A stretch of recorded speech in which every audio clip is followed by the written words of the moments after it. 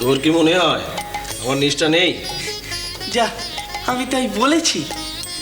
তাহলে তোমার সব ভালো, শুধু ওই এক বজ্ঞা ভাবটুকু ছাড়া। আর কি করব বল, তোর মতো ঝালে ঝোলে অম্বলে চলার চল তো আমার নয়। ভগবান তো সব জায়গাতেই গো। এই রে, আবার দুলে দুলে জ্ঞানের কথা শুরু করলি। ঠিক আছে ঠিক আছে, আর বলবো না। আসলে কি জানো দাদা, তুমি আজকাল আমার সব কথাতেই দোষ নাও। আসলে তুমি আমায় পছন্দ করো না। কেন গো? ভালো বুঝেছিস তা নয়, তবে আসলে তোর চলার পথ কোথাও মিলিয়ে পাই না তো। আমিও কি পাই না কি ছাই? তাহলে চলিস কেন? থেমে থাকবো, আটকে থাকবো? তা বলে জানিস না, চিনিস না, দিশা বুঝিস না, তবু চলবি? চলতে চলতে দিশা পাওয়া যায় গো। কে বললো তোকে? আমার মন গুরু, এই যে সে এখানে। এই তোর এক দোষ গতাই, বুঝলি? হঠাৎ করে না একটা ঠং ধরে, তারপর কথার ঘাড়ে ওজন চাপাবি। এই এই শোন শোন, ওসব যারা তোর কাছে আসে, তোর শ্রীমুখের কথা শুনে আহা উহু করে, ওদের বোঝাবি। আজ রামকুমার দাদা বেঁচে থাকলে তোরা সমস্ত বাক্যি ফুটতো। আমারও তো তোকে কোনো শিক্ষা দেওয়ার উপায় নেই।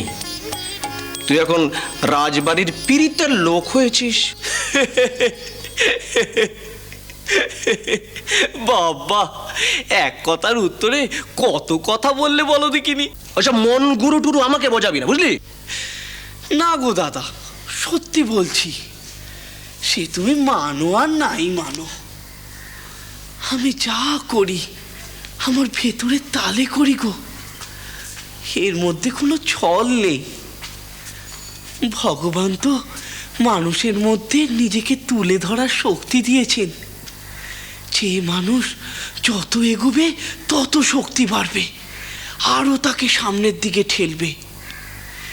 যে না থেমে এগিয়ে যাবে সেই তো শেষটায় পৌঁছবে গো। তোর কথার হেঁয়ালি বোঝা ও আমার কম্য না। যাক, আমি তোমায় একটা গল্প বলি, তুমি তা শোনো। হলো, আবার গল্পের জাল বুনছিস? না না, আমার অনেক কাজ আছে। ওবেলা ওই পানিহাটির মহোৎসবে যেতে হবে রে। সে তুমি যেওক্ষণ, তুমি এখন আমার গল্প শোনো। শোনোই না। বল। শোনো, এক কাঠুরে ছিল, সে বড় গরিব ছিল। সারাদিন সে জঙ্গলে কাঠ কাটতো, আর সন্ধেবেলা গ্রামে ফিরে সে কাঠ বিক্রি করত। রোদ নেই, জল নেই, অসুখ নেই, বিসুখ নেই, রোজ কাঠ কাটতে যেত। আর সেই কাঠ বিক্রি করে সে সংসার চালাতো। তা তার চেনা জঙ্গলে কাঠ কাটতে কাটতে একদিন তো সব কাঠ শেষ হয়ে এলো।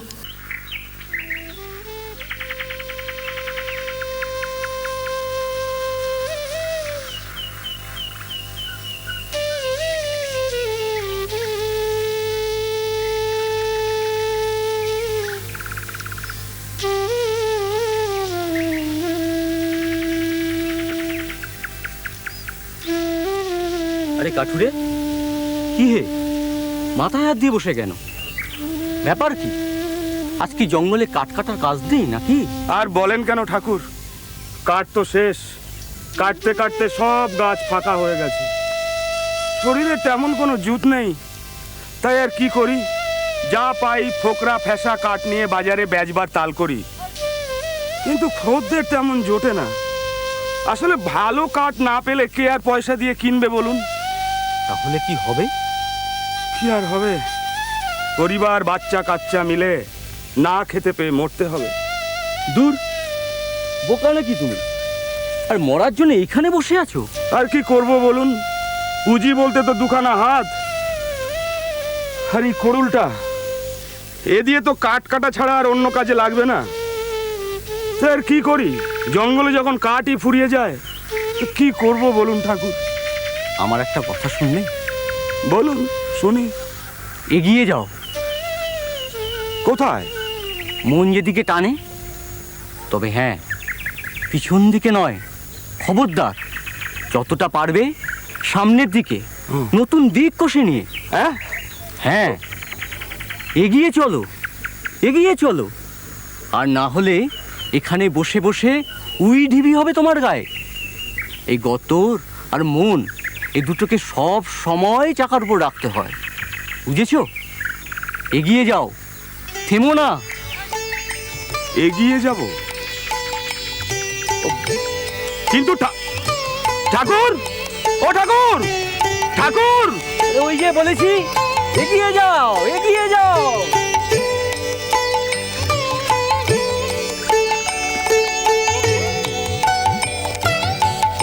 তো চল দেখি কি আছে কুল কপালে।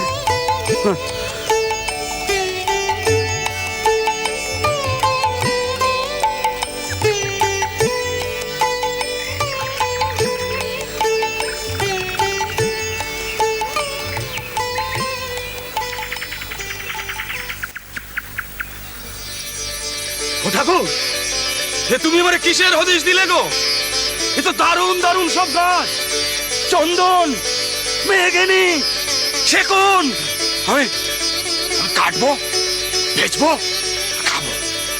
কাটবো, বেচবো আর খাবো। জয় ঠাকুর, জয় ঠাকুর।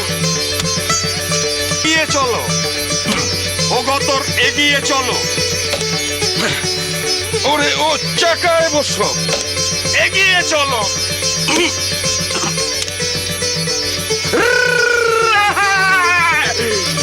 আগে বলো।